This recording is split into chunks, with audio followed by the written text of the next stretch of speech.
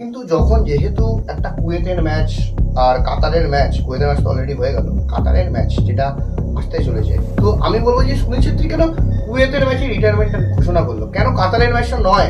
কারণ বলছি, আমি যদি ফিফা কোয়ালিফায়ার্সের কথা বলি, তো আমার তো কাতারের ম্যাচটাও তো ইম্পর্টেন্ট, সেখানেও তো আমাকে ভালো ফল করতে হবে, যেটি ইগোস্টি ম্যাচ বলেছে। 23-এর শেষের দিকে 24-এর প্রথম দিকে যখন আইএসএল এর যে খেলাগুলো হচ্ছিল, সেখানেও আমরা দেখেছি সুনীল ছেত্রী প্রথম থেকে স্টার্ট নিচ্ছিল, তাকে হাফ টাইমের পর নামানো হচ্ছে কিংবা হাফ টাইমের আগে কিছুক্ষণ খেলে সাফ করে দেওয়া হচ্ছে। সেখানে আমরা বুঝতে পারছিলাম তার বয়স প্রথম কারণ, আর তার ফর্ম অনেকাংশে ঠিক করে।